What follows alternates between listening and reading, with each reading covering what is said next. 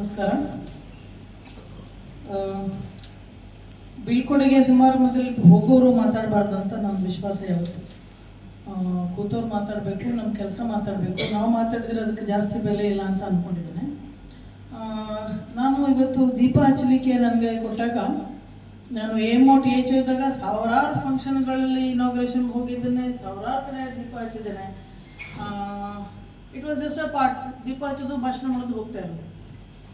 ಇವತ್ತು I cannot be more honest than this. ಇದಕ್ಕಿಂತ ಜಾಸ್ತಿ ಪ್ರಾಮಾಣಿಕತೆ ಅಥವಾ ಇದಕ್ಕಿಂತ ಜಾಸ್ತಿ ಸತ್ಯ ನನ್ನಲ್ಲಿ ಇಲ್ಲ. ನಾನು ದೀಪ ಹಚ್ಚಬೇಕಿದ್ರೆ ನಿಮ್ಗೆ ಗೊತ್ತು, ಎಲ್ರಿಗೂ, ನಿಮ್ಮ ಹಿಂದೂಸ್ ಇದ್ದೀರಿ, ಮುಸ್ಲಿಮ್ಸ್ ಇದ್ದೀರಿ, ಎಲ್ಲರೂ ಇದ್ದೀರಿ, ನಿಮ್ಮೆಲ್ಲರೂ ಮನೇಲಿ ಹೆಣ್ಮಕ್ಳಿದ್ದಾರೆ. ಬೆಳೀತಾ ಇರಬೇಕಿದ್ರೆ ಅವರು ಶಿಸ್ತು ಸ್ವಲ್ಪ ಜಾಸ್ತಿ ನೋಡ್ತಾರೆ. ಹೆಣ್ಮಕ್ಳು ಅಣ್ಣ ತಮ್ಮಂದಿರ ಬಟ್ಟೆ ಸರಿ ಮಾಡಿರ್ತಾರೆ, ಗಲೀಜು ಮಾಡಿದ್ರೆ ಬೈತಾರೆ, ಇನ್ನೇನೋ ಮಾಡಿದ್ರೆ ತನ್ನ ಮನೆ ಚೆನ್ನಾಗಿರ್ಬೇಕಂತ ಹೆಣ್ಣು ಮಾಡ್ತಾರೆ. ಒಂದಿನ ಮದುವೆಯಾಗಿ ಎಲ್ಲ ಬಿಟ್ಟು ಹೋಗ್ತಾರೆ. ಹೋಗ್ಬೇಕಿದ್ರೆ ಬೇಜಾರು ಮಾಡ್ತಾರೆ, ಏನಂತ, ಅಥವಾ ಕಳ್ಕಳಿಯಿಂದ, ಅಥವಾ ದೇವರ ಹತ್ರ, ಅಥವಾ ನೀವು ಯಾರು ನಂಬ್ತೀರಿ ಅವ್ರ ಹತ್ರ ಬೇಡ್ಕೊಳ್ತೀರಿ. ನನ್ನ ಅಣ್ಣ ತಮ್ಮ ಚೆನ್ನಾಗಿರ್ಲಿ, ನಾನು ಹುಟ್ಟಿದ ಮನೆ ಚೆನ್ನಾಗಿರ್ಲಿ, ನಾನು ಬೆಳಕಿದ ದೀಪ ಹೀಗೆ ಇರಲಿ, ಯಾವತ್ತೂ ಇಲ್ಲಿ ಕತ್ತಲು ಬರದೇ ಇರಲಿ ನನ್ನ ಅಣ್ಣ ತಮ್ಮಂದಿರ ಜೀವನದಲ್ಲಿ. ನಾನು ಬೆಳೆದ ಮನೆ, ನಾವು ಹುಟ್ಟಿ ಬೆಳೆದಿರೋ ಮನೆ ತುಂಬ ಚೆನ್ನಾಗಿ ಇನ್ನೂ ಬೆಳೀಲಿ ಅಂತ ಎಲ್ಲರೂ ಆಶೆ ಮಾಡ್ತಾರೆ, ಎಲ್ಲ ಹೆಣ್ಮಕ್ಳು. ಅದೇ ರೀತಿಲಿ ನಾನು ಇವತ್ತು ಬೆಳಗಿದ ದೀಪ ಹೀಗೆ ಇರಲಿ. ಯಾವತ್ತು ಸರ್ಕಾರಿ ಆಸ್ಪತ್ರೆ ಬಗ್ಗೆ ಏನಾದರೂ ಒಳ್ಳೆಯ ನ್ಯೂಸ್ ಬಂದರೆ, ಇಲ್ಲಿಂದಾರು ನಾನು ಕಿವಿಗೆ ಬಿದ್ದರೆ ಎಲ್ಲರಿಗಿಂತ ಜಾಸ್ತಿ ಸಂತೋಷ ನನಗಾಗ್ತದೆ ಯಾವತ್ತು. ಇನ್ನು ನಾನು ಥ್ಯಾಂಕ್ಸು, ಬಿಕಾಸ್ ಎಲ್ಲರೂ ನೀವು ಥ್ಯಾಂಕ್ಸ್ ಹೇಳಿದಾಗ ನಾನು ಅಂದ್ಕೊಳ್ತೀನಿ ಇದು ಸ್ಟೇಜು ಥ್ಯಾಂಕ್ಸ್ ಹೇಳುವಂಥದ್ದು ಅಂತ. ನಾನು ಥ್ಯಾಂಕ್ಸ್ ಹೇಳಲಿಕ್ಕೆ ಶುರು ಮಾಡಿದ್ರೆ ಭಾಳ ಇದ್ದಾವೆ. From Infosys foundation to Yunus Kazia sir, Ibrahim sir, rainbow Altaf ಅವರು, ನಾಗೇಕ್ಷೆ ಚಾರಿಟಬಲ್ ಟ್ರಸ್ಟ್, ಇದೇ ಹಾಲಲ್ಲಿ ಕೂತಿದ್ದೇವೆ ನಾವು.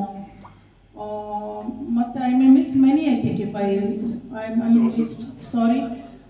ಸುರೇಂದ್ರ ಶಾನ್ಭಾಗ್ ಅವರು. ಸೊ ನಾನು ಹೇಳಲಿಕ್ಕೋದ್ರೆ ಬಹಳ ಮಿಸ್ ಮಾಡ್ತೇನೆ, I am sure. But these are the ones which are coming to my mind this point. ಇವರೆಲ್ಲ ನನ್ನ, ನಿಮ್ಗೆ ಗೊತ್ತು, ಸರ್ಕಾರದಲ್ಲಿ ಒಂದು ಏನಾದರೂ ಇಂಡೆಂಟ್ ಹಾಕಿ ಏನಾದರೂ ಅಂತ ತಗೋಬೇಕಾದ್ರೆ ಅದು ಪೇಪರ್ ವರ್ಕ್ ಎಷ್ಟಿದೆ ಅಂದರೆ, ಪೇಪರ್ ವರ್ಕ್ ಮಾಡ್ತಾ ನೀವು ಸೋತು ಹೋಗ್ತೀನಿ. ನಾನು ಎಲ್ಲೂ ಏನೂ ಪೇಪರ್ ವರ್ಕ್ ಮಾಡಿಲ್ಲ. ಇನ್ಫೋಸಿಸ್ ಫೌಂಡೇಶನ್ ಟೈಮಲ್ಲಿ ಮಾತ್ರ ಸ್ವಲ್ಪ ಓಡಾಟ ಮಾಡಿದ್ದೇನೆ. ಬಾಕಿ ಎಲ್ಲ ಒಂದು ಫೋನ್ ಕಾಲವೇ, ಲೆಸ್ ದೆನ್ 30 ಸೆಕೆಂಡ್ಗಿಂತ ಕಡಿಮೆ ಫೋನಲ್ಲಿ ಮಾತಾಡಿ ಮಾಡಿರೋ ಕೆಲಸಗಳು ಇವೆಲ್ಲ. ಒಂದು ಫೋನಲ್ಲಿ ಹೀಗಾಗಬೇಕು ಅಂದರೆ ಆಯಿತು ನೀವು ಮಾಡಿಸಿ ಅಂತ 30 ಸೆಕೆಂಡ್ಗಿಂತ ಕಡಿಮೆ ಫೋನ್ ಕಾಲಲ್ಲಿ ಇದನ್ನೆಲ್ಲ ಮಾಡಿರೋದು ನಾನು. ಈ ಮಟ್ಟದ್ದು ನನ್ನ ಮೇಲೆ ವಿಶ್ವಾಸ ಇಟ್ಟಿದ್ದಕ್ಕೆ ಅವರಿಗೆಲ್ರಿಗೂ ನಾನು ನೆನೆಸ್ಕೊಳ್ತೇನೆ. ಇನ್ನೂ ಮುಂದೆ ಸಹ ಇದೇ ರೀತಿ ಇನ್ನು ಹಾಸ್ಪಿಟಲಲ್ಲಿ ನೋಡಿ, ಈಗ ಸೀನಿಯರ್ ಡಾಕ್ಟರ್ ಬಂದಿದ್ದಾರೆ, ರಾಬರ್ಟ್ ಸರ್ ಬಂದಿದ್ದಾರೆ. ರಾಬರ್ಟ್ ಸರು ಸಹ ನಿಮ್ಗೆ ಗೊತ್ತಿರಲಿ, ಕುಂದಾಪುರ ಆಸ್ಪತ್ರೆನ ಎಲ್ಲಿಂದ ಎಲ್ಲಿಗೂ ಮುಚ್ಚಿದವರು. ಸೊ ನಿಮ್ಗೆ ಎಷ್ಟು ಜನರಿಗೆ ಗೊತ್ತಿಲ್ಲ, ಆಟೋ ಡ್ರೈವರ್ಸ್ ಇಲ್ಲ, doctor Robert Rebello is one of the most senior doctors in the health department. And he is very very capable and very efficient, very enthusiastic. Lot of initiative ಎಲ್ಲ ತಗೊಂಡವರು ವೈದ್ಯರವರು. So ಅವ್ರ ಮಾರ್ಗದರ್ಶನ ಯಾವತ್ತೂ ಇರ್ತದೆ ಸರ್ಕಾರಿ ಆಸ್ಪತ್ರೆಗೆ ಅಂತ ನನಗೆ ಗೊತ್ತಿದೆ. ಇನ್ಫ್ಯಾಕ್ಟ್ ನಾನು ಭಟ್ಕಳದಲ್ಲಿ ಇದ್ದಾಗಲೂ, ಅವ್ರು ಕುಂದಾಪುರದಲ್ಲಿ ಇದ್ದಾಗಲೂ ನಾನು ಅವ್ರ ಹತ್ರ ಭಾಳ ಸಲ ಸಲಹೆ ತಗೊಂಡಿದ್ದೆ, ಫೋನ್ ಮಾಡಿ, ಸರ್ ಈ ಸಮಸ್ಯೆ ಇದೆ, ಇದನ್ನ ಹೆಂಗೆ ಮಾಡೋಣ ಅಂತ. ಭಾಳ ಸಲ ಅವರು ನನಗೆ ಹೆಲ್ಪ್ ಮಾಡಿದ್ದೆ, ಅದನ್ನ ನೆನೆಸ್ಕೊಳ್ಳೇಬೇಕು. ಇನ್ನು ಎಲ್ಲದಕ್ಕೂ ಒಂದು ಒಳ್ಳೇದಾಗಲಿಕ್ಕೆ ಕಾರಣ ಒಬ್ಬರಿಂದಂತೂ ಅಲ್ಲ, ಗ್ಯಾರಂಟಿ ಇದು. ಲಕ್ಷ್ಮೀಶ್ ಹೇಳ್ತಾ ಇದ್ರು, ಎಷ್ಟೊಂದು ನನ್ನ ಹೆಸರು ತಗೊಂಡ್ರು, ಅದಕ್ಕೆಲ್ಲನೂ ನಾವು ಅವ್ರು ಅದನ್ನ ಮಾಡ್ಲಿಕ್ಕೆ ರೆಡಿ ಇರೋದನ್ನ ಸಪೋರ್ಟ್ ಮಾಡ್ಲಿಕ್ಕೆ ಆಯ್ತು ತಾನೆ. ಅವ್ರಿಗೆ ವೆಂಟಿಲೇಟರ್ ನಾನು ಯೂಸ್ ಮಾಡ್ತೇನೆ ಅಂತದಕ್ಕೆ ನಾನು ವೆಂಟಿಲೇಟರ್ ಹೊರಗೆ ತೆಗೆದೆ. ನಾನು ಇನ್ನೇನೋ ಪೇಷಂಟಿಗೆ ಇನ್ನೇನೋ ಟ್ರೀಟ್ಮೆಂಟ್ ಮಾಡ್ತೇನೆ ಅಂತದಕ್ಕೆ ನಾನು ಎಷ್ಟೊಂದು ಕಾಸ್ಟ್ಲಿ ಇದ್ದದನ್ನು ಮೆಡಿಸಿನ್ ತರಿಸ್ದೆ. ಮಾಡೋರು ಇಲ್ದಿದ್ರೆ ನಾನು ಮಾಡ್ಬೇಕು ಅಂದ್ಕೊಂಡು ಏನು ಮಾಡ್ಲಿಕ್ಕೆ ಆಗ್ತದೆ. ನಾವು horse we can take to the water, ನಾವು ಕುದುರೆನ ನೀರಿನವರೆಗೆ ಒಯ್ಬೋದು, ಕುಡಿಬೇಕು ಕುದುರೆನೇ ಹಾಗೆ. So my team was so good. Lakshmesh was extremely efficient and dedicated. He was almost the captain of my ship. ನಾನು ದೋಣಿಲಿ ಕೂತಿದ್ದೆ ಅಷ್ಟೇ, ನಡೆಸ್ತಾ ಇದ್ದಾರೆ ಅವರು. ಸೊ ಅದರ ನಂತರ ಅಫ್ಕೋರ್ಸ್ ಸತೀಶ್ ಮತ್ತು ನಾನು 27 ಇಯರ್ಸಿಂದ ನಾವು ಒಟ್ಟಿಗೆ ಇದ್ದೇವೆ. ನಾವಿಬ್ಬರು ಒಟ್ಟಿಗೆ ಜಾಯ್ನ್ ಆದವರು. We have shared part of our life together. 27-28 years is a long time. So 27 years ಒಂದು ಅರ್ಧಕ್ಕಿಂತ ಜೀವನ ದೊಡ್ಡದು, ಅರ್ಧ ಜೀವನಕ್ಕಿಂತ ದೊಡ್ಡದು 27 ಇಯರ್ಸ್. ನಮ್ಮ ಬಾಲ್ಯ ಒಂದು 15 ವರ್ಷ ಬಾಲ್ಯದಲ್ಲಿರ್ತೀವಿ, ಏನು ಮಾಡ್ತೀವಿ ಅಂತ ಗೊತ್ತಿಲ್ಲ. 65 ವರ್ಷದ ನಂತರ ಮುದುಕರಾಗ್ತೇವೆ, ಏನು ಮಾಡ್ತೀವಿ ಅಂತ ಗೊತ್ತಿಲ್ಲ. ಮಧ್ಯ ಟೈಮಲ್ಲಿ he has been my companion for the last 27-28 years in all my troubles. ಎಲ್ಲ ಒಳ್ಳೆಯದ್ರಲ್ಲಿ, ಕೆಟ್ಟದ್ರಲ್ಲಿ, ಕಷ್ಟದಲ್ಲಿ, ದುಃಖದಲ್ಲಿ, ಕಣ್ಣೀರಲ್ಲಿ, ನಗುವಲ್ಲಿ, ಎಲ್ಲದರಲ್ಲೂ ನಂದು ಪಾರ್ಟ್ನರ್ಶಿಪ್ಪು ಡಾಕ್ಟರ್ ಸತೀಶ್ ಇದೆ. ಸೊ ಎಲ್ಲ ಆಫ್ಕೋರ್ಸ್ ಅರುಣ್ ಈಗ ಅಡ್ಮಿನಿಸ್ಟ್ರೇಷನ್ ತೊಗೊಂಡಿದ್ದಾರೆ, ಚೆನ್ನಾಗಿ ಮಾಡ್ತಾ ಇದ್ದಾರೆ, ಇನ್ನೂ ಚೆನ್ನಾಗಿ ಮಾಡಲಿ, ಅವರಿಗೆಲ್ಲ ನಿಮ್ದೆಲ್ಲ ಸಪೋರ್ಟ್ ಇರಲಿ ಅಂತ ಕೇಳ್ತೇನೆ.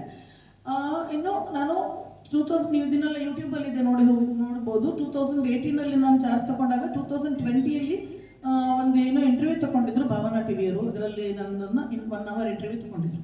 ಆಗೇನು ಇಷ್ಟೆಲ್ಲ ಆಗಿಲ್ಲ, ಹಾಸ್ಪಿಟ್ಲಿಗೆ ಒಂದು ರೂಫಿಂಗ್ ಏನೋ ಆಗಿತ್ತು, ಸ್ವಲ್ಪ ಮೇ ಬಿ ಇದ್ರದ್ದು ಒಂದು 10% ಕೆಲಸಗಳಾಗಿತ್ತು ಅಷ್ಟೇ. 1 ವರ್ಷ ನಾನು ತಗೊಂಡು 1 ವರ್ಷದಲ್ಲಿ.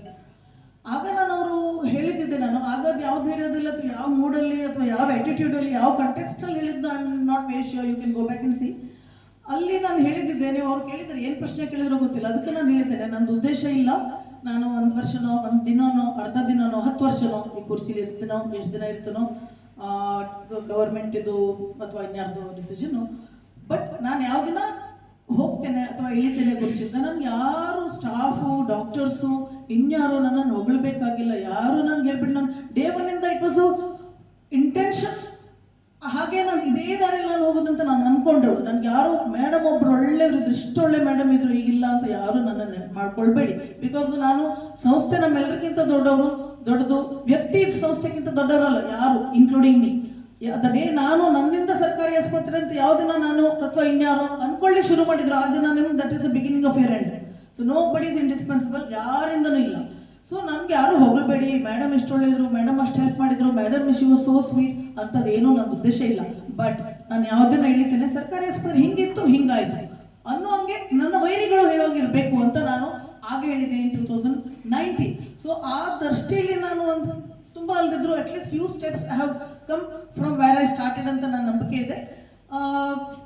ಪರಿವರ್ತನೆ ಹೇಳಿದ್ರು ಜಗತ್ತು ನೀವು ಯಾವುದು ಪರ್ಮನೆಂಟ್ ಇಲ್ಲ, ನೋ ಬಡಿ ಅಂಡ್ ನಥಿಂಗ್ ಇಸ್.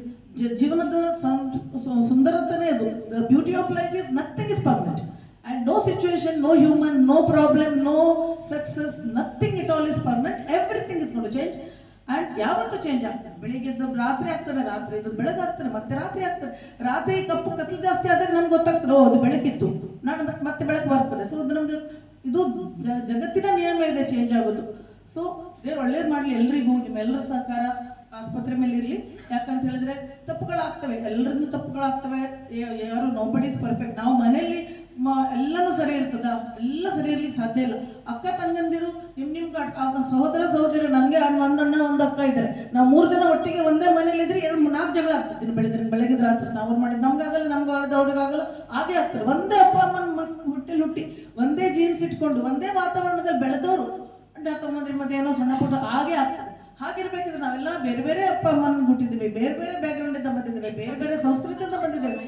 ಒಂದೇ ರೂಫಿನ ಅಡಿಗೆ ನಾವು ಕೆಲಸ ಮಾಡಬೇಕಿದ್ರೆ ಏನೋ ಸಣ್ಣ ಪುಟ್ಟದ ಆಚೆ ಈಚೆ ಹಾಗೆ ಆಗ್ತದೆ.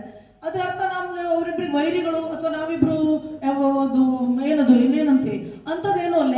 ಏನಾಗ್ತಾ ಇದೆ ಅಂತ I think I should mention it this point. ಏನೋ ಒಂದು ನಮ್ಮ ಫ್ಯಾಮಿಲಿ ಒಳಗಡೆ ಏನೋ ಒಂದು ಆದಾಗ 3ನೇವನಾದ್ರೂ ಲಾಭ ತಗೊಳ್ತಾನೆ ಯಾವತ್ತು.